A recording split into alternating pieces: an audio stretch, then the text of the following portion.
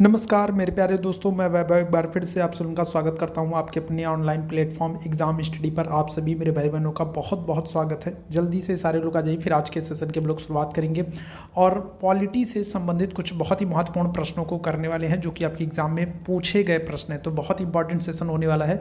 सभी लोगों से निवेदन करूँगा कि जितने लोग जुड़ते चल रहे हैं सभी लोग सेशन को लाइक शेयर करते चलें ताकि बाकी साथी भी जुड़ जाए। तो चलिए शुरू करते हैं आज की क्लास को। पहला प्रश्न आपके सामने है, संविधान सभा को भारतीय अधिनियम 1947 की धारा के द्वारा मान्यता दिया गया। तो बताइएगा क्या करेक्ट आंसर हो जाएगा। पहला प्रश्न आपके सामने है, एसएससी सीजीएल टियर 1 में पूछा गया प्रश्न है, 2022 का प्रश्न है। जितने प्रश्न कराऊंगा सारे आपके एग्जाम में पूछे गए प्रश्न कराऊंगा। तो सेशन बहुत ही महत्वपूर्ण होने वाला है, बहुत ही बेहतरीन वाला होने वाला है, शानदार होने वाला है। और सेशन को शानदार बनाने के लिए आप लोगों को क्या करना है, तो सेशन को लाइक और शेयर भी करना है। ठीक है, तो कम से कम जल्दी से इतना काम कर दीजिए ताकि मुझे भी अच्छा लगे देख करके। तो सेशन को एक बार आप लोग लाइक और शेयर कर देंगे। इसके बाद हम लोग बेहतरीन वाले सेशन करेंगे, बेहतरीन वाले एमसीक्यूज करेंगे जो कि आपके एग्जाम में पूछे गए। सिर्फ पूछे गए प्रश्न ही कराऊंगा, ध्यान रखिएगा मेरे भैया, सिर्फ एग्जाम में पूछे गए प्रश्न ही कराऊंगा। तो पहला प्रश्न आपके सामने बताइएगा, संविधान सभा को भारतीय अधिनियम 1947 के द्वारा मान्यता दी गई है। आपसे धारा पूछ रहा है, एसएससी सीजीएल टियर 1 2022 में पूछा गया प्रश्न है। क्या करेक्ट आंसर होगा? पहले प्रश्न का सभी लोग आंसर करेंगे। तो करेक्ट आंसर क्या हो जाएगा? तो पहले प्रश्न की बात करेंगे तो करेक्ट आंसर हो जाएगा ऑप्शन संख्या डी हो जाएगा। ठीक है, क्या हो जाएगा? धारा 8 से। ठीक है, किससे? तो धारा 8 से। ठीक है, याद रखिएगा। तो ऑप्शन संख्या अगर हम लोग बात करेंगे क्या हो जाएगा, तो डी बिल्कुल एकदम करेक्ट हो जाएगा। भारतीय स्वतंत्रता अधिनियम 1947 की धारा 8(1) के द्वारा भारत संविधान सभा को मान्यता प्रदान की गई। संविधान सभा के जो सदस्य थे वो वयस्क मताधिकार के आधार पर अप्रत्यक्ष रूप से चुने गए थे। आपको पता है संविधान सभा में कुल सदस्यों की संख्या पूछ ले तो 389, और 389 में से अगर विभाजन के बाद आपसे पूछ ले कि विभाजन के बाद भारत में कितने रह गए थे, तो 299 सदस्य ही रह गए थे। क्लियर है? चलिए आगे बढ़ेंगे अगले प्रश्न की तरफ। कौन वर्ष 1946 में मद्रास निर्वाचन क्षेत्र से संविधान सभा का सदस्य बना था? बताइएगा। 1946 में अगर हम लोग बात करेंगे तो मद्रास से संविधान सभा में कौन शामिल हुआ था? आपसे ये प्रश्न पूछ रहा है, एसएससी सीजीएल टियर 1 2022 का प्रश्न है। बताइएगा 1946 में मद्रास के निर्वाचन क्षेत्र से संविधान सभा में कौन शामिल हुआ है? क्या होगा? तो हंसा जीवराव मेहता होंगी, कमला चौधरी होंगी, अम्मू स्वामीनाथन होगी, या फिर बेगम एजाज रसूल हो जाएंगी। कौन हो जाएगा? तो मद्रास से आप नाम देख करके जान सकते हो, आप गेस कर सकते हो कौन हो सकता है। तो आप आंसर करोगे अम्मू स्वामीनाथन हो जाएंगी। ऑप्शन संख्या क्या करोगे? दूसरे प्रश्न का ऑप्शन संख्या सी बिल्कुल करेक्ट हो जाओगे, अम्मू स्वामीनाथन हो जाएंगी। क्लियर है? चलिए अगले प्रश्न की बात करेंगे। संविधान सभा का 10वां अधिवेशन कब हुआ है? एसएससी सीजीएल टियर 1 2022 में पूछा गया प्रश्न। बताइएगा संविधान सभा में अगर हम लोग बात करेंगे तो कुल कितने अधिवेशन हुए थे? कुल अगर आपसे पूछ ले कि कुल अधिवेशन कितने हुए थे, तो कुल अधिवेशन आप आंसर करोगे कितने? 12 हुए थे। कुल 12 अधिवेशन हुए थे। इसमें से आपसे पूछ रहा है कि 10वां अधिवेशन कब हुआ था। चलिए तीसरे प्रश्न का सभी लोग आंसर करेंगे। क्या हो जाएगा? तो करेक्ट आंसर हो जाएगा, जो 10वां अधिवेशन हुआ था ये हुआ था 6 से 17 अक्टूबर 1949। ठीक है, क्या हो जाएगा? तो 6 से 17 अक्टूबर 1949 को क्या होगा, तो संविधान सभा का 10वां अधिवेशन आयोजित किया गया था। ऑप्शन संख्या क्या करेंगे? ए बिल्कुल एकदम करेक्ट करेंगे। क्लियर है? आगे बढ़ेंगे अगले प्रश्न की तरफ। संविधान सभा के सदस्यों ने को भारतीय संविधान पर हस्ताक्षर किया था। तो संविधान सभा के सदस्यों ने संविधान पर हस्ताक्षर कब किया था, यह आपसे पूछा जा रहा है। चौथे प्रश्न का सभी लोग आंसर करेंगे। क्या हो जाएगा? तो संविधान सभा के सदस्यों ने संविधान पर, भारतीय संविधान पर हस्ताक्षर कब किया है? एसएससी सीएचएसएल टियर 1 में पूछा गया प्रश्न है 2021 में। वो आपसे पहले ही बताया है मैंने ना, पहले ही आपसे कह दिया है कि सारे क्या करूंगा एग्जाम में, सारे के सारे एग्जाम में पूछे गए प्रश्न कराऊंगा। बाहर से एक भी प्रश्न नहीं कराऊंगा, जो आपके एग्जाम में पूछा गया बस वही कराऊंगा। ठीक है, तो बताइएगा क्या हो जाएगा? तो संविधान सभा के सदस्यों ने भारतीय संविधान पर कब हस्ताक्षर किया? तो आप आंसर क्या करोगे? तो आप आंसर करोगे 24 जनवरी 1950 को। ऑप्शन संख्या क्या करोगे? तो बी बिल्कुल एकदम करेक्ट करोगे। ठीक है, क्या हो जाएगा? ऑप्शन संख्या बी बिल्कुल एकदम करेक्ट हो जाएगा। अगले प्रश्न की तरफ चलते हैं। संविधान सभा का अस्थायी अध्यक्ष किसे बनाया गया? बताइएगा संविधान सभा का अस्थायी अध्यक्ष किसे बनाया गया? अस्थायी आपसे पूछ रहा है, SSC stenographer group C group D में पूछा गया है 2020 में। बताइएगा एसएससी स्टेनोग्राफर में सी ग्रुप सी और ग्रुप डी में पूछा गया 2020 में। बताइएगा संविधान सभा का अस्थायी अध्यक्ष किसे पूछा जा रहा है? तो अस्थायी अध्यक्ष किसको बनाया गया था? तो आप आंसर करोगे सच्चिदानंद सिन्हा को बनाया गया था। अगर आपसे स्थायी पूछ लेता, अगर आपसे अस्थाई अध्यक्ष पूछ लेता तो अस्थाई अध्यक्ष के लिए आप आंसर क्या करते हैं, तो अस्थाई अध्यक्ष के लिए आप आंसर करते किसको, राजेंद्र प्रसाद को कर देते। किसको कर देते, तो राजेंद्र प्रसाद को कर देते अस्थाई अध्यक्ष के लिए। क्लियर है। चलिए आगे बढ़ेंगे अगले प्रश्न की तरफ। भारत के संविधान की प्रारूप समिति के अध्यक्ष कौन है, चलिए बताएंगे। ड्राफ्टिंग कमेटी की अगर हम लोग बात करेंगे, देख लो प्रश्न कितना महत्वपूर्ण है, देख लो प्रश्न कितना महत्वपूर्ण है, कितनी बार पूछा गया। तो एसएससी सीएचएसएल टीयर 1 में 2020 में पूछा गया है, 2010 में पूछा गया, एमटीएस में अगर हम लोग बात करेंगे 2019 में पूछा गया, 2002 में पूछा गया, 1991 में पूछा गया। सीएपीएफ की अगर हम लोग बात करेंगे, सीपीओ की बात करेंगे, एसआई की बात करेंगे, एसआई की बात करेंगे, 2016 में पूछा गया। कितने सारे एग्जाम में ये प्रश्न पूछा गया। अब आप खुद देख सकते हो कितना महत्वपूर्ण है। तो प्रारूप समिति कहिए या फिर इसी को ड्राफ्टिंग कमेटी कहिए या फिर इसी को आप और क्या कह सकते हैं, इसी को आप मसौदा समिति भी कह सकते हैं। ठीक है, क्या कर सकते हैं, तो प्रारूप समिति कहिए, ड्राफ्टिंग कमेटी कहिए या फिर इसको आप मसौदा समिति कहिए। ठीक है, क्या करिए, मसौदा समिति कहिए, मसौदा समिति कहिए। ठीक है, क्या हो जाएगा, तो अगर हम लोग बात करेंगे तो 29 अगस्त, ठीक है, कब हो जाएगा, तो 29 अगस्त 1947 को इसको प्रस्तुत किया गया है। ठीक है, कब, तो 29 अगस्त 1947 को क्या किया गया है, तो प्रारूप समिति, ड्राफ्टिंग कमेटी, मसौदा समिति को प्रस्तुत किया गया। इसमें कुल सदस्य कितने थे, तो 7 सदस्य थे। कितने सदस्य थे, तो 7 सदस्य थे। अध्यक्ष कौन हो जाएंगे, तो BR अम्बेडकर, बाबा साहब भीमराव अम्बेडकर हो जाएंगे। ऑप्शन संख्या क्या हो जाएगा, बी बिल्कुल एकदम करेक्ट हो जाएगा। ठीक है, क्या हो जाएगा, तो ऑप्शन संख्या बी बिल्कुल करेक्ट हो जाएगा। अगले प्रश्न का आंसर करेंगे। संविधान सभा में सदस्यों की कुल संख्या 389 थी, जिसमें से कितने सदस्य देसी रियासतों से आए थे। चलिए जल्दी से सारे लोग आंसर करेंगे। तो कितने सदस्य हैं जो देसी रियासतों से आए थे। संविधान सभा में अगर हम लोग बात करेंगे तो कुल सदस्यों की संख्या कितनी थी, 389 थी। अब रियासतों से कितने सदस्य आए थे, तो आप आंसर क्या करोगे, तो आपने पढ़ा है मेरे भैया, क्या होगा, तो अगर हम लोग बात करेंगे तो संविधान सभा में कुल कितने सदस्य थे, 389 सदस्य थे। 389 में अगर हम लोग बात करते हैं तो 292 सदस्य कहाँ से आते हैं, तो 292 सदस्य ब्रिटिश प्रांतों से आते हैं। कहाँ से आते हैं, तो ब्रिटिश प्रांतों से आते हैं। 292 सदस्य ब्रिटिश प्रांतों से आते हैं। 93 सदस्य अगर हम लोग बात करेंगे कहाँ से आते हैं, तो 93 सदस्य जो है वो देसी रियासत से आते हैं। कहाँ से आते हैं, तो देसी रियासत से आते हैं। और 4 सदस्य अगर हम लोग बात करेंगे तो 4 सदस्य कहाँ से आए थे, तो 4 सदस्य जो है वो कमिश्नरी क्षेत्र से आए थे। कहाँ से आए थे, तो 4 सदस्यों की अगर हम लोग बात करेंगे तो कमिश्नरी क्षेत्र से आए थे, याद रखेंगे। तो करेक्ट आंसर क्या हो जाएगा, तो ऑप्शन संख्या ए हो जाएगा। ठीक है, देसी रियासतों से कितने, तो 93 सदस्य। अगले प्रश्न का आंसर करेंगे। निम्नलिखित में से किसने सबसे पहले 1935 में संविधान सभा का सुझाव प्रस्तुत किया। 1935 में संविधान सभा का सुझाव किसके द्वारा प्रस्तुत किया गया था। एसएससी स्टेनोग्राफर ग्रुप सी और डी में पूछा गया, 2020 में बताएगा। तो 1935 में अगर हम लोग बात करेंगे तो किसके द्वारा संविधान सभा का सुझाव प्रस्तुत किया गया, क्या आंसर करोगे, तो करेक्ट आंसर हो जाएगा, कौन हो जाएगा, तो MN राय हो जाएंगे। ठीक है, कौन हो जाएंगे, तो MN राय हो जाएंगे। ठीक है, क्या हो जाएगा, तो MN रॉय हो जाते हैं। ठीक है, MN रॉय हो जाएंगे। MN रॉय की अगर हम लोग बात करेंगे मेरे भैया, MN रॉय की अगर हम लोग बात करते हैं तो इन्होंने क्या किया था, तो इन्होंने 1925 में कम्युनिस्ट पार्टी की स्थापना की थी। क्या किया था, तो 1925 में अगर हम लोग बात करेंगे तो 1925 में इन्होंने कम्युनिस्ट पार्टी की स्थापना की थी। कौन सी पार्टी, तो कम्युनिस्ट पार्टी की स्थापना की थी। 1925 में अगर हम लोग बात करेंगे तो इन्होंने क्या किया है, तो इन्होंने कम्युनिस्ट पार्टी की स्थापना की है, याद रखेंगे। आगे बढ़ेंगे अगले प्रश्न की तरफ। निम्नलिखित में से कौन भारतीय संविधान के प्रारूपण के लिए जिम्मेदार संविधान सभा का हिस्सा नहीं था, बताइएगा कौन संविधान सभा का सदस्य नहीं था। एसएससी MTS 2019 में पूछा गया प्रश्न, बताइएगा तो कौन संविधान सभा का सदस्य नहीं था, ये प्रश्न आपसे पूछा गया। चलिए जल्दी से सारे लोग आंसर करेंगे। तो संविधान सभा का सदस्य कौन नहीं था, तो क्या आंसर करोगे, तो गांधी जी, सरदार वल्लभ भाई पटेल, जवाहरलाल नेहरू, अंबेडकर, कौन जाएंगे, तो करेक्ट आंसर हो जाएंगे गांधी जी। गांधी जी कांग्रेस के हिस्सा नहीं थे, याद रखिएगा। स्वतंत्रता के बाद अगर हम लोग बात करेंगे जो संविधान सभा बनी थी, तो संविधान सभा में क्या होगा, तो ये सदस्य नहीं थे। ऑप्शन संख्या क्या हो जाएगा, ए बिल्कुल करेक्ट हो जाएगा, गांधी जी। अगले प्रश्न की तरफ चलते हैं। अगला प्रश्न आपके सामने है, थोड़ा सा छोटा कर देता हूं। हाँ, 1950 में भारतीय संविधान द्वारा देश को शासित करने वाले मौलिक दस्तावेजों के रूप में किस अधिनियम को प्रतिस्थापित किया गया है।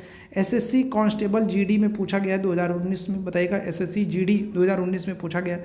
तो 1950 में अगर हम लोग बात करेंगे तो जो भारतीय संविधान है उसको किस अधिनियम के द्वारा जो है प्रतिस्थापित किया गया था, किस अधिनियम की जगह भारतीय संविधान ने लिया था, क्या आंसर करोगे, तो क्या होगा, तो विनियमन अधिनियम 1773, भारत सरकार अधिनियम 1935, मार्ली मिंटो अधिनियम 1909 या फिर भारतीय परिषद अधिनियम 1861, क्या आंसर करोगे, तो ऑप्शन संख्या बी हो जाएगा, भारत परिषद अधिनियम 1935 की जगह जो है भारतीय संविधान ने लिया था। ऑप्शन संख्या क्या हो जाएगा, बी बिल्कुल करेक्ट हो जाएगा। आगे बढ़ेंगे। निम्नलिखित में से किस अधिनियम के द्वारा केंद्र में द्वैध शासन की शुरुआत हुई बताइएगा। किस अधिनियम के द्वारा केंद्र में द्वैध शासन, देखो एसएससी सीपीएफ में, सीपीओ में, एसआई में, एएसआई में 2016 में पूछा गया, कितने सारे एग्जाम में पूछा गया प्रश्न है। अब इसी से आप अंदाजा लगा सकते हो कि ये प्रश्न कितना महत्वपूर्ण है। सारे के सारे महत्वपूर्ण प्रश्न करा रहा हूँ, सारे के सारे एग्जाम में पूछे गए प्रश्न करा रहा हूँ। आपसे निवेदन बस इतना करता हूँ कि सेशन को आप लोग लाइक कीजिएगा, सेशन को आप लोग शेयर कीजिएगा, चैनल पर पहली बार हो तो चैनल को सब्सक्राइब जरूर कीजिएगा। कम से कम इतना तो आप लोग कर सकते हो, इतना तो आप लोगों से उम्मीद कर सकता हूँ ना भाई। ठीक है, क्या हो जाएगा करेक्ट आंसर।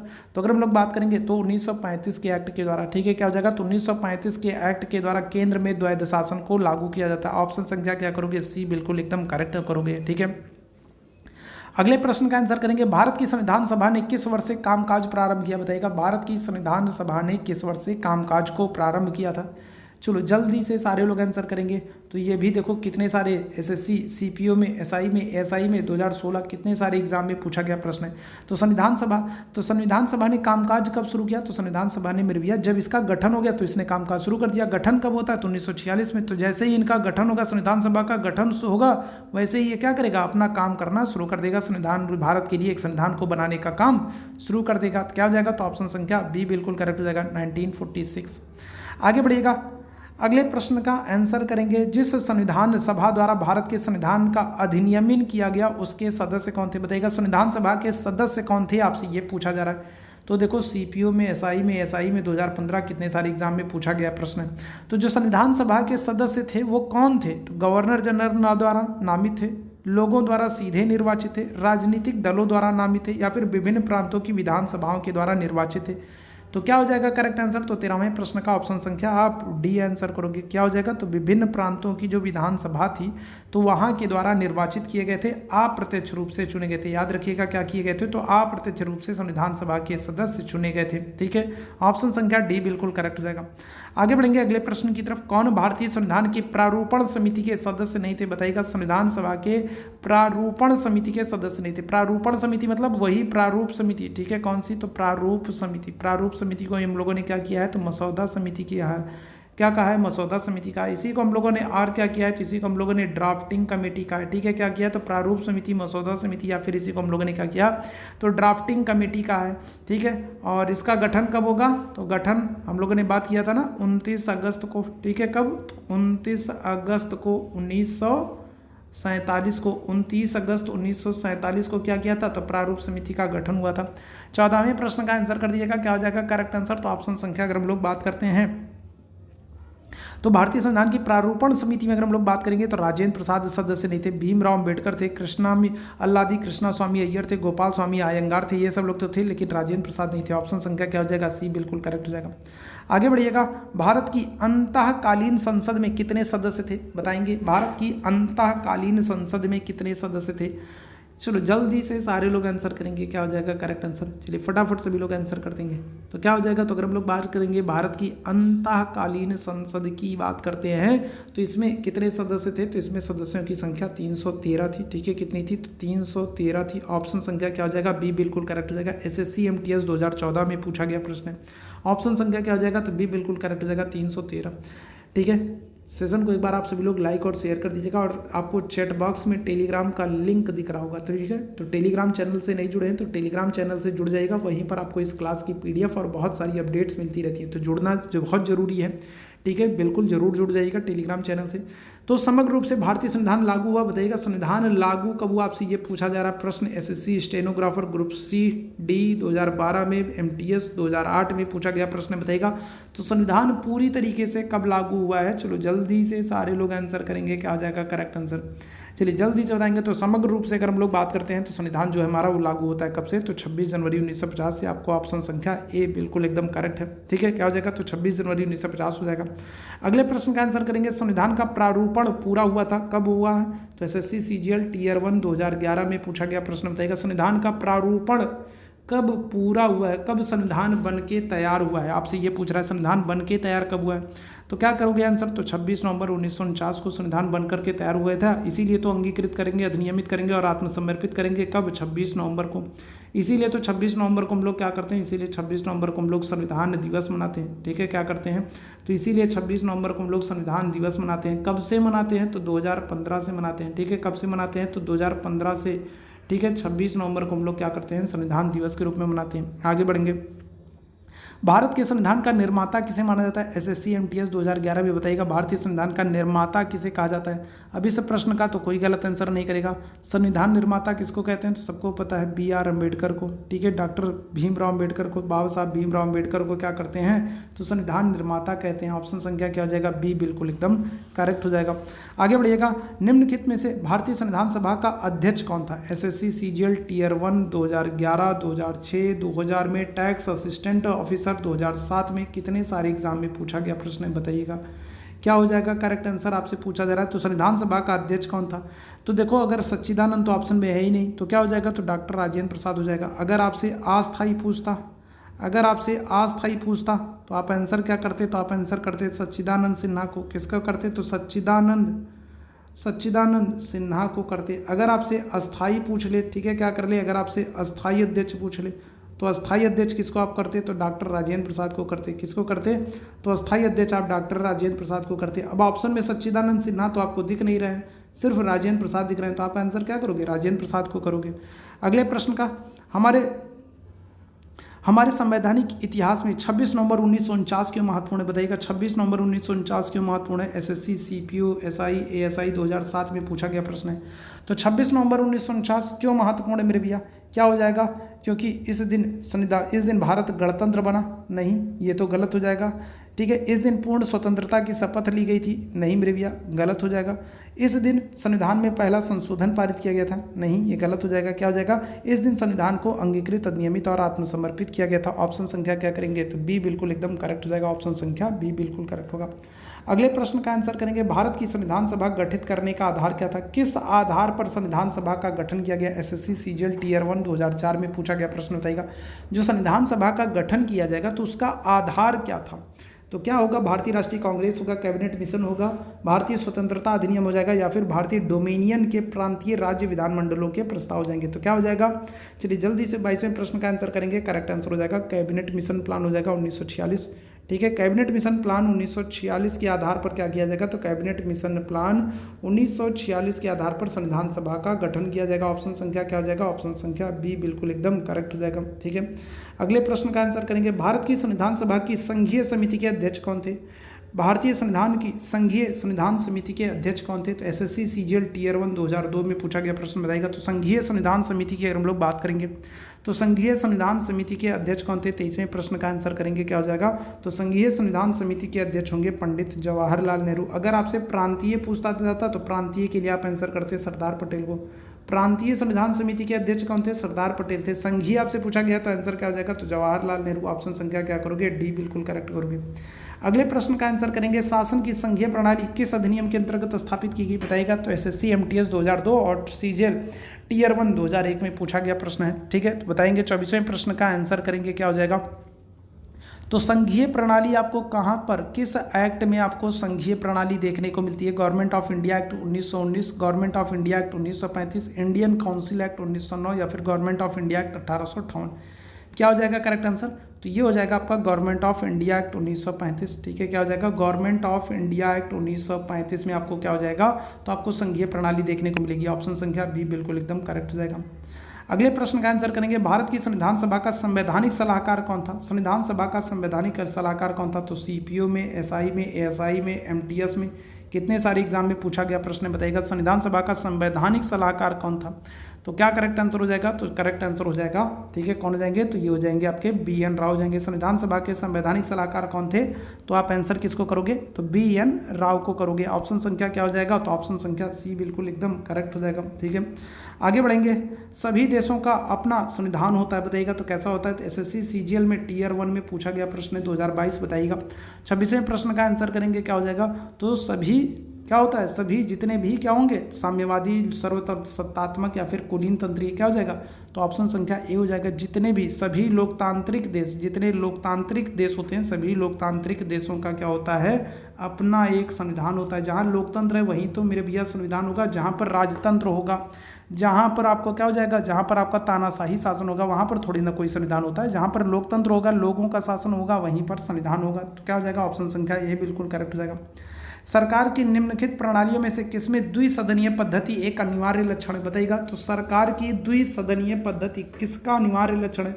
सीजीएल टीयर जो है 1 में 2022 में और 2012 में दोनों वर्ष में पूछा गया प्रश्न है, बताइएगा क्या हो जाएगा। तो अगर हम लोग बात करेंगे इस प्रश्न की, तो द्विसदनीय पद्धति अगर हम लोग बात करते हैं तो किसकी विशेषता है, तो क्या आंसर करेंगे, तो संसदीय प्रणाली, राष्ट्रपति प्रणाली, संघीय प्रणाली या फिर एकात्मक प्रणाली, क्या हो जाएगा। तो द्विसदनीय पद्धति आपको संघीय प्रणाली की विशेषता देखने को मिलेगा। क्या हो जाएगा, 27वें प्रश्न की बात करेंगे, ऑप्शन संख्या क्या हो जाएगा, तो सी बिल्कुल एकदम करेक्ट हो जाएगा। ठीक है, कौन सी, तो संघीय प्रणाली की विशेषता आपको देखने को मिलेगा। ठीक है, आगे बढ़ेंगे। निम्नलिखित में से कौन सी भारतीय संविधान की एकात्मक विशेषता है, बताइएगा। भारतीय संविधान की एकात्मक विशेषता, सीपीओ एसआई 2022 में पूछा गया प्रश्न, बताइएगा।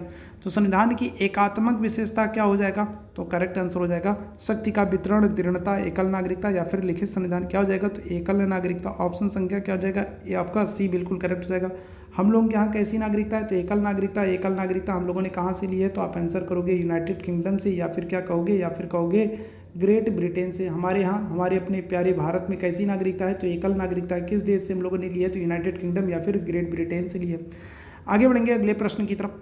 भारत में भारतीय संविधान के अंगीकरण के उपलक्ष्य में संविधान दिवस कब मनाया था, तो अभी आज ही के सेशन में मैंने इस प्रश्न का आंसर किया है। आज ही के सेशन में आप लोगों को बताया कि संविधान दिवस कब मनाते हैं। देखो कितने सारे एग्जाम में पूछा गया, स्टेनोग्राफर में, ग्रुप सी डी में 2020 में पूछा गया। इसके अलावा CHSL में टीयर 1 में 2020 में पूछा गया प्रश्न। कब मनाते हैं, तो 26 नवंबर को संविधान दिवस मनाते हैं। कब से मनाते हैं, अगर आपसे पूछ ले कब से मना रहे हैं, तो 2015 से मना रहे हैं। कब से मना रहे हैं, तो 2015 से मनाते हैं। ठीक है, 2015 से क्या करते हैं, 26 नवंबर को हम लोग संविधान दिवस के रूप में मनाते हैं, 2015 से। ठीक है, आगे बढ़ेंगे अगले प्रश्न की तरफ। चलो, प्रश्न थोड़ा बड़ा है, थोड़ा छोटा करते हैं। लोकतंत्र के संदर्भ में निम्नलिखित अवधारणाओं में से कोई एक सही है जिसे लोकतंत्रों ने सफलतापूर्वक समाप्त कर दिया, तो कौन सा एक सही है। चलिए जल्दी से सारे लोग आंसर करेंगे। इसके लोगों के बीच संघर्ष, राजनीतिक असमानता का विचार, हाशिए के वर्गों के साथ कैसा व्यवहार किया जाता है उस पर मतभेद, या फिर लोगों में आर्थिक असमानता। कांस्टेबल GD में पूछा गया प्रश्न है 2019 में। 30वें प्रश्न का आंसर करेंगे, क्या हो जाएगा करेक्ट आंसर। तो अगर हम लोग लोकतंत्र की बात करेंगे तो लोकतंत्र ने क्या किया, राजनीतिक असमानता के विचार को क्या कर दिया है, समाप्त कर दिया। ठीक है, क्या कर दिया, राजनीतिक तौर पर जो असमानता होती थी उसको लोकतंत्र ने समाप्त कर दिया। लोक का मतलब क्या है, लोगों से, तंत्र का मतलब क्या है, शासन। जब लोगों का शासन होगा तो फिर असमानता कैसी होगी। ठीक है, जब लोगों का शासन होगा तो असमानता कैसी होगी, है ना। आगे बढ़ेंगे अगले प्रश्न की तरफ। संघवाद के संस्थागत तंत्र में कितनी राज्य व्यवस्थाएं होती हैं, 31वें प्रश्न का आंसर करेंगे। तो संघवाद के संस्थागत तंत्र में अगर हम लोग बात करेंगे तो कितनी राज्य व्यवस्थाएं होती हैं, तो क्या हो जाएगा, तो करेक्ट आंसर हो जाएगा 1, 4, 2, 3। क्या आंसर करोगे, तो ऑप्शन संख्या सी करोगे। क्या हो जाएगा, तो 2 तरीके की होती हैं। कौन कौन सी होती हैं, एक होता है सहकारी संघवाद और दूसरा होता है प्रतिस्पर्धी संघवाद। ठीक है, तो 2 प्रकार की। ऑप्शन संख्या क्या हो जाएगा, सी बिल्कुल एकदम करेक्ट हो जाएगा। अगले प्रश्न का आंसर करेंगे। भारतीय संविधान की विशेषता नहीं है, SSC कांस्टेबल 2019 में पूछा गया प्रश्न है। ठीक है, SSC कांस्टेबल 2019 में पूछा गया प्रश्न है, बताइएगा। तो कौन सा भारतीय संविधान की विशेषता नहीं है, 32वें प्रश्न का आंसर करेंगे। क्या हो जाएगा करेक्ट आंसर, तो ये हो जाएगा आपका ऑप्शन संख्या ए हो जाएगा, एकात्मक प्रणाली हो जाएगा। ठीक है, क्या हो जाएगा, तो एकात्मक प्रणाली हो जाएगा। ठीक है, क्या हो जाएगा, तो एकात्मक प्रणाली हो जाएगा। ऑप्शन संख्या क्या हो जाएगा, तो ए बिल्कुल करेक्ट हो जाएगा। ये भारतीय संविधान की विशेषता नहीं है। ठीक है, अगले प्रश्न का आंसर करेंगे। भारत संपूर्ण जो है प्रभुत्व संपन्न लोकतांत्रिक गणराज्य कब बना, तो संपूर्ण प्रभुत्व संपन्न लोकतांत्रिक गणराज्य कब बना है, SSC CHSL टीयर 1 2015 में पूछा गया है। तो मेरे भैया, भारत एक संपूर्ण प्रभुत्व संपन्न लोकतांत्रिक गणराज्य या फिर गणतंत्र तभी बनेगा जब इसका संविधान लागू होगा। और संविधान कब लागू हुआ है, तो क्या हो जाएगा, 33वें प्रश्न का अगर हम लोग बात करते हैं, करेक्ट आंसर क्या हो जाएगा। चलो जल्दी से सारे लोग आंसर करेंगे। तो अगर हम लोग बात करते हैं, ठीक है, तो अगर हम लोग बात करेंगे क्या हो जाएगा, तो यहाँ पर 26 नवंबर 1949, देखो यहाँ पर 26 जनवरी 1950 नहीं दिया है। ठीक है, 26 जनवरी 1950 नहीं दिया है, तो फिर हम लोग क्या करेंगे, तो हम लोग ऑप्शन संख्या डी के साथ जाएंगे, 26 नवंबर 1949 के साथ। ठीक है, लेकिन अगर हम लोग बात करें तो भारत एक संपूर्ण प्रभुत्व संपन्न लोकतांत्रिक गणराज्य या गणतंत्र भारत कब बना है? तो जब भारत का संविधान लागू होगा तब। हाँ, ये बात और है कि आंशिक रूप से भारत के संविधान को क्या कर दिया गया था? आंशिक रूप से 26 नवंबर 1949 से ही लागू कर दिया था। भारतीय संविधान में बहुत सारी ऐसी चीज़ें थी जिनको क्या कर दिया गया था?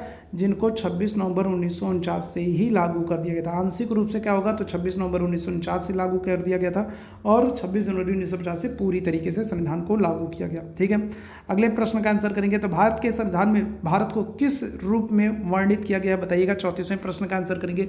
तो भारत के संविधान में अगर हम लोग बात करेंगे तो भारत को किस रूप में वर्णित किया गया है? तो राज्यों के संघ के रूप में, परिसंघ के रूप में, परिसंघ कल्प के रूप में या फिर एकात्मक के रूप में। सीजीएल टीयर 1 2014 में पूछा गया प्रश्न है। तो अगर हम लोग अनुच्छेद 1 की बात करते हैं, किसकी बात करते हैं? अनुच्छेद 1 की बात करते हैं। तो अनुच्छेद 1 में क्या कहा गया है? तो अनुच्छेद 1 में कहा गया है कि भारत जो है, भारत अर्थात इंडिया क्या है? तो ये राज्यों का संघ है। ठीक है, 28 राज्य और 8 केंद्र शासित प्रदेशों का क्या है? तो 28 राज्य और 8 केंद्र शासित प्रदेशों का एक संघ है, राज्यों का संघ है, यूनियन ऑफ स्टेट है। ठीक है, क्या है? तो यूनियन ऑफ स्टेट है। भारत 28 राज्य और 8 केंद्र शासित प्रदेशों का क्या है? तो एक संघ है, यूनियन ऑफ स्टेट है। याद रखेंगे क्या हो जाएगा? ऑप्शन संख्या ए बिल्कुल करेक्ट हो जाएगा। अगले प्रश्न का आंसर करेंगे। लोकतांत्रिक केंद्रीकरण किसकी महत्वपूर्ण विशेषता है बताइएगा? एसएससी सीजीएल टीयर 1 में 2014 में पूछा गया। तो लोकतांत्रिक केंद्रीकरण अगर हम लोग बात करेंगे तो किसका हो जाएगा? कि लोकतंत्र क्या हो जाए? उसका केंद्रीकरण कर दिया जाए, सारी शक्तियां एक ही जगह पर क्या कर दिया? केंद्रीकृत कर दी जाती है। किसकी विशेषता है? तो ये साम्यवादी राज्य की विशेषता है। किसकी?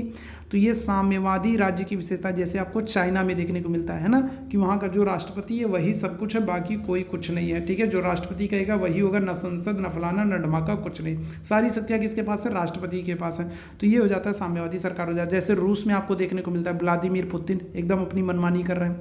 भारत के संविधान में संघीय शब्द का प्रयोग कहां पर हुआ? चलिए बताइएगा। एसएससी सीएचएसएल टीयर 1 2013 2012 में पूछा गया प्रश्न बताएंगे। तो अगर हम लोग बात करेंगे तो संविधान में संघीय शब्द का प्रयोग कहां पर किया गया? 36वां प्रश्न, बहुत ही अच्छा प्रश्न है। देखता हूं कितने मेरे भाई बहन इस प्रश्न का एकदम सही आंसर कर पाते हैं। तो संघीय शब्द का प्रयोग कहां पर किया गया? देखो, संघ का प्रयोग किया गया है। संघ, भारत जो है 28 राज्य और 8 केंद्र शासित प्रदेशों का क्या है? तो संघ है, यूनियन ऑफ स्टेट है। तो इस बात का तो प्रयोग किया गया है, लेकिन संघीय शब्द का प्रयोग संविधान में कहीं नहीं किया गया। तो ऑप्शन संख्या क्या हो जाएगा? डी बिल्कुल एकदम करेक्ट हो जाएगा। क्या हो जाएगा? तो ऑप्शन संख्या डी बिल्कुल करेक्ट हो जाएगा। स्वतंत्र भारत में निम्नलिखित में से कौन सी प्रणाली लोकतंत्र के वास्तविक आधार के विपरीत मानी जाती है बताइएगा? क्या हो जाएगा? 37वें प्रश्न का आप सभी मेरे भाई बहन आंसर करेंगे। क्या हो जाएगा? तो अगर हम लोग बात करेंगे लोकतंत्र की बात करेंगे, लोकतंत्र क्या मेरे भैया? लोगों का शासन। और जब लोगों का शासन होगा तो क्या होगा? तो समानता होगी, किसी तरीके का कोई भेदभाव नहीं होगा। तो यहाँ पर अगर हम लोग बात करेंगे दलीय प्रणाली, ये तो ठीक है, संसदीय प्रणाली ये भी ठीक है, आर्थिक प्रणाली ये भी ठीक है, लेकिन जाति व्यवस्था, जाति व्यवस्था क्या करती है? तो ये तो लोगों को में विभाजन का काम करती है, लोगों को बांटने का काम करती है। तो क्या हो जाएगा? तो ये विपरीत है। ऑप्शन संख्या क्या हो जाएगा? सी बिल्कुल एकदम करेक्ट हो जाएगा। आगे बढ़ेंगे। लोकतंत्र की महत्वपूर्ण विशेषता निम्नलिखित में से किसको प्रमुखता देने से बताइएगा? लोकतंत्र की कौन सी महत्वपूर्ण विशेषता है? किसको प्रमुखता देना है? तो कार्यपालिका को, न्यायपालिका को, नागरिक को, सिविल सोसाइटी को। चलिए जल्दी से 39वें प्रश्न का आंसर करेंगे। 39वें प्रश्न का आंसर करेंगे। क्या हो जाएगा? 39वें प्रश्न का आप सभी मेरे भाई बहन आंसर करेंगे। क्या हो जाएगा? तो अगर हम लोग लोकतंत्र की बात करेंगे तो लोक का मतलब किससे? लोगों से, और तंत्र का मतलब किससे? शासन से। एक ऐसी शासन व्यवस्था जिसमें लोग जो है, जनता जो है वो प्रमुख हो। तो क्या हो जाएगा? तो ऑप्शन संख्या सी बिल्कुल करेक्ट हो जाएगा, नागरिक को। ठीक है, नागरिक जो है प्रमुख विशेषता है। शासन की एकात्मक पद्धति का लाभ क्या है? एसएससी एमटीएस 2008 में पूछा गया प्रश्न बताइएगा। शासन की एकात्मक पद्धति का लाभ क्या है? चलिए जल्दी से सारे लोग आंसर करेंगे। क्या हो जाएगा? तो अधिक अनुकूलनशीलता होता है, दृढ़ राज्य होता है, जनता द्वारा अधिक सहभागिता होती है, फिर सत्तावाद की कम संभावना होती है। क्या आंसर करोगे? तो ऑप्शन संख्या बी करोगे, दृढ़ राज्य होता है। ठीक है, क्या होता है? राज्य जो होता है वो अधिक शक्तिशाली, मजबूत होता है। ऑप्शन संख्या क्या करेंगे? तो बी बिल्कुल एकदम करेक्ट करेंगे। संघीय प्रकार के शासन का एक गंभीर दोष क्या है? एसएससी एमटीएस 2008 में पूछा गया बताइएगा। संघीय प्रकार के शासन का एक गंभीर दोष क्या है? तो पृथकता है, सत्तावादी शासन है, स्थानीय हितों की उपेक्षा है, या फिर अकुशल प्रशासन है। चलो 41वें प्रश्न का आंसर कर देंगे। क्या करेक्ट आंसर हो जाएगा? चलो जल्दी से सारे लोग आंसर करेंगे। तो 41वें प्रश्न का आंसर करेंगे। क्या हो जाएगा? तो पृथकता का खतरा है। ठीक है, संघीय प्रकार के शासन का एक गंभीर दोष क्या है? तो पृथकता का खतरा है, अलग होने का खतरा रहता है। ठीक है, ऑप्शन संख्या क्या हो जाएगा? ए बिल्कुल एकदम करेक्ट हो जाएगा। अगले प्रश्न की तरफ चलते हैं। अगला प्रश्न आपके सामने कुछ ज़्यादा ही बड़ा है। चलो, भारतीय संविधान की आधारभूत अधिलक्षण में निम्नलिखित में से भारत के संविधान के आधारभूत अभिलक्षण कौन से हैं जिन्हें अनुच्छेद 368 के अंतर्गत संशोधित नहीं किया जा सकता, बताइएगा। तो अनुच्छेद 368 में संविधान संशोधन का प्रावधान किया गया। संविधान संशोधन हमने कहाँ से लिया है? तो संविधान संशोधन हमने लिया है दक्षिण अफ्रीका से लिया है। ठीक है, कहाँ से लिया है? तो दक्षिण अफ्रीका से हमने संविधान संशोधन लिया है। और कहाँ पर? तो भाग 20 में। कहाँ पर? तो भाग, अगर हम लोग बात करेंगे तो भाग कहाँ पर? तो भाग 20 में संविधान संशोधन का प्रावधान है। एसएससी सेक्शन ऑफिसर 2007 में पूछा गया प्रश्न है। 42वें प्रश्न का आंसर करेंगे, क्या हो जाएगा करेक्ट आंसर? तो देखो ऑप्शन संख्या डी हो जाएगा। संप्रभुता, अखंडता, संघीय प्रणाली, न्यायिक समीक्षा, शासन की जो संसदीय प्रणाली, इन सब में कोई भी संशोधन नहीं किया जा सकता। क्यों? क्योंकि ये सब मूलभूत ढांचे हैं। तो ऑप्शन संख्या क्या हो जाएगा? डी बिल्कुल करेक्ट हो जाएगा। भारत में राजनीतिक शक्ति का स्रोत क्या है? चलो जल्दी से सारे लोग आंसर करेंगे, क्या हो जाएगा? तो भारत में राजनीतिक शक्ति का स्रोत क्या है? एसएससी, सीपीओ, एसआई, एएसआई 2004 में पूछा गया प्रश्न है। भारत में आपसे क्या पूछ रहा है? राजनीतिक शक्ति का स्रोत क्या है? तो क्या आंसर करोगे? तो हम भारत की जनता। ठीक है, क्या है? हम लोग अर्थात जनता जो है ये राजनीतिक सत्ता का स्रोत है। अंतिम शक्ति किसके पास? तो जनता में निहित है। ऑप्शन संख्या क्या हो जाएगा? डी बिल्कुल करेक्ट हो जाएगा। अगले प्रश्न का आंसर करेंगे, निम्नलिखित में से देश का सबसे बड़ा कानून कौन सा है? चलिए, एसएससी एमटीएस 2002 में पूछा जा रहा है, बताइएगा। तो क्या हो जाएगा? तो देश का सबसे बड़ा कानून क्या है? क्या होगा? भारतीय दंड संहिता, भारतीय संविधान, सिविल प्रक्रिया संहिता या फिर आपराधिक प्रक्रिया संहिता। तो क्या हो जाएगा? तो करेक्ट आंसर हो जाएगा भारतीय संविधान। ठीक है, सबसे बड़ा कानून कौन है? तो भारतीय संविधान है। क्यों? क्योंकि सारी व्यवस्था तो इसी के अनुसार होगी। तो भारतीय संविधान, ऑप्शन संख्या बी बिल्कुल करेक्ट होगा। भारतीय संविधान की अगर हम लोग बात करेंगे, रचना में निम्नलिखित में से किसने सर्वाधिक गंभीर प्रभाव छोड़ा है? तो बताइएगा। तो भारतीय संविधान का निर्माण करते समय किसने सबसे महत्वपूर्ण, सबसे गंभीर प्रभाव छोड़ा है? एसएससी सीजीएल टियर 1 2001 में पूछा गया प्रश्न है। तो ब्रिटिश संविधान, संयुक्त राज्य अमेरिका का संविधान, आयरलैंड का संविधान या फिर भारत सरकार अधिनियम। क्या हो जाएगा? तो करेक्ट आंसर हो जाएगा भारत सरकार अधिनियम 1935। क्यों होगा? क्योंकि आपको पता है भारतीय संविधान में लगभग 250 अनुच्छेद जो है वो भारत सरकार अधिनियम 1935 से ही लिए गए हैं। तो सबसे ज़्यादा जो प्रभाव है वो भारत सरकार अधिनियम 1935 के एक्ट का है। ऑप्शन संख्या क्या हो जाएगा? डी बिल्कुल करेक्ट हो जाएगा। आगे बढ़िएगा, अगले प्रश्न का आंसर करेंगे। भारतीय गणतंत्र की संवैधानिक स्थिति 26 जनवरी 1950 को संविधान के लागू होने के समय क्या थी? तो अगर हम लोग बात करेंगे 26 जनवरी 1950 को संविधान लागू होता है, और जब संविधान लागू होता है तो भारत की स्थिति क्या थी? एसएससी सीजीएल टियर 1 2001 में पूछा गया, बताइएगा। तो एक प्रजातांत्रिक गणतंत्र होगा, एक प्रभुता संपन्न प्रजातांत्रिक गणतंत्र होगा, एक प्रभुता संपन्न धर्मनिरपेक्ष प्रजातांत्रिक गणतंत्र होगा। तो पंथ निरपेक्ष या धर्मनिरपेक्ष, तो ये आपको पता ही है 1976 में जोड़ा जाएगा। कब? 42वें संशोधन 1976 के द्वारा जोड़ा जाता है। 42वें संशोधन 1976 के द्वारा जोड़ा जाएगा। तो ये तो होगा नहीं, तो ये भी नहीं होगा। ठीक है, क्यों? क्योंकि पंथ निरपेक्ष और समाजवादी को क्या किया गया? 42वें संशोधन 1976 के द्वारा जोड़ा गया। तो क्या हो जाएगा? तो करेक्ट आंसर हो जाएगा ऑप्शन संख्या बी, एक प्रभुता संपन्न जो है प्रजातांत्रिक गणतंत्र हो जाएगा। ऑप्शन संख्या क्या हो जाएगा? ऑप्शन संख्या बी बिल्कुल एकदम करेक्ट हो जाएगा। तो ये आज का महत्वपूर्ण सेशन था। उम्मीद है सेशन आप लोगों को पसंद आया हो। सेशन पसंद आया हो तो सेशन को लाइक जरूर कीजिएगा, शेयर जरूर कीजिएगा, और चैनल पर पहली बार है तो चैनल को सब्सक्राइब भी जरूर कर लिएगा। चैट बॉक्स में आपको टेलीग्राम का लिंक दिख रहा होगा। टेलीग्राम चैनल से नहीं जुड़े हैं तो टेलीग्राम चैनल से भी जुड़ जाइए, जहाँ पर आपको इस क्लास की PDF मिलेगी। तो अभी के लिए हम लोग बस इतना ही करेंगे। थैंक यू सो मच, आप सभी मेरे भाई बहनों को मेरे साथ जुड़ने के लिए। Thank you so much.